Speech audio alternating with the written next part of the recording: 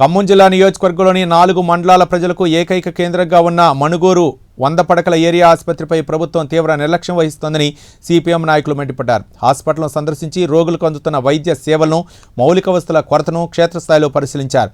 ప్రభుత్వం తక్షణమే స్పందించి హాస్పిటల్ అభివృద్ధికి, మౌలిక సదుపాయాల కల్పనకు 2 కోట్ల రూపాయల నిధులు మంజూరు చేయాలని డిమాండ్ చేశారు.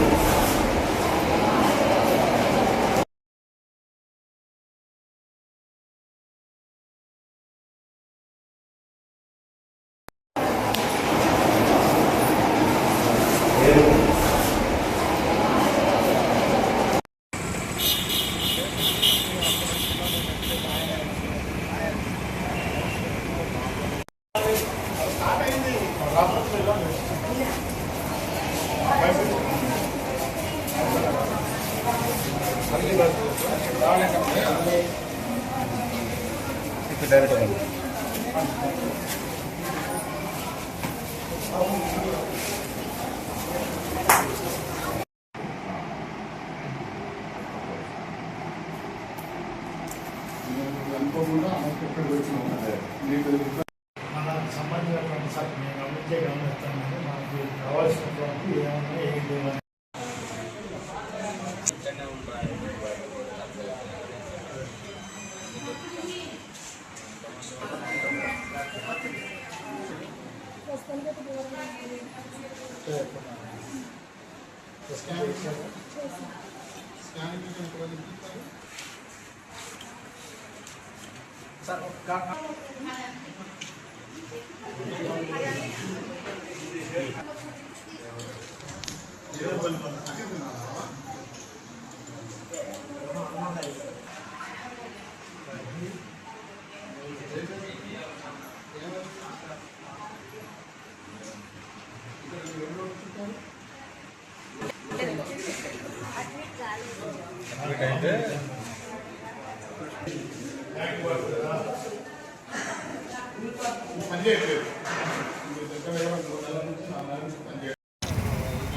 భద్రాద్రి కొత్తగూడెం జిల్లా పినపాక నియోజకవర్గ కేంద్రంలో ఉన్నటువంటి ఇవాళ ప్రభుత్వ ఆసుపత్రిని సిపిఎం బృందం పరిశీలించడం జరిగింది.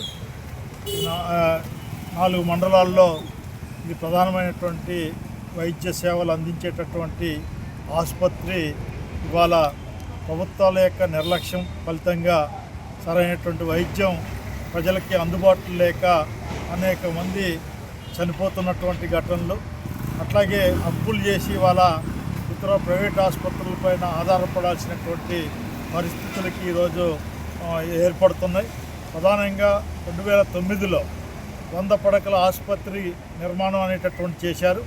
ఆ రోజు నుంచి ఇప్పటివరకు ప్రభుత్వం సరైనటువంటి దృష్టి పెట్టినటువంటి ఫలితంగా ఇవాళ అంటే మొత్తం 27 మంది డాక్టర్స్ ఉండాల్సినటువంటి ఈ ఆసుపత్రిలో ఈరోజు 15 మంది మాత్రమే డాక్టర్లు ఉన్నారు.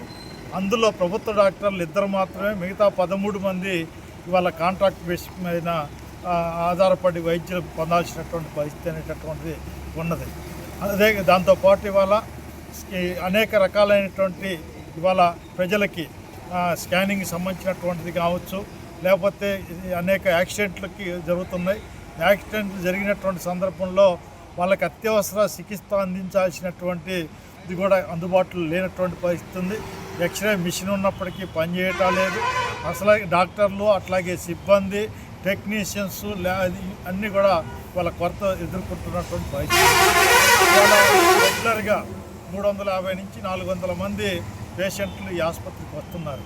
ఇవాళ సీజను ప్రారంభమైంది. ఇవాళ 600 నుంచి 700 మంది ఇవాళ ఇన్పేషెంట్లుగా వస్తున్నటువంటి పరిస్థితి అనేటటువంటి ఉంది. దానికి తగినటువంటి పద్ధతిలో పడకలు లేకపోవటం, ఇక్కడ ఇంకా పెంచాలనేటటువంటి ప్రభుత్వానికి అప్పీల్ చేసినప్పటికి కూడా ఇవాళ ప్రభుత్వం పట్టించుకున్నటువంటి పరిస్థితి అనేటటువంటిది ఉంది. రెండోది, త్రాగునీరు సంబంధించినటువంటి ప్లాంట్ ఉన్నప్పటికీ అది 3 నెలల నుంచి పనిచేయకపోయినా కనీసం దాన్ని పరిశీలించినటువంటి నాదులు లేదు. దాదాపు ఇక్కడ ఉన్నటువంటి హాస్పిటల్కి అవసరమైనటువంటి మెడిసిన్స్, ముఖ్యంగా మందు చిరంజీవి సంబంధించినటువంటి ఇది కూడా సప్లై లేనటువంటి పరిస్థితి అనేటటువంటి ఉంది. అట్లాగే ఈ ప్రాంతంలో రక్తహీనత అనేటటువంటిది చాలా పెద్ద ఎత్తున ఎదుర్కొంటున్నారు స్త్రీలు.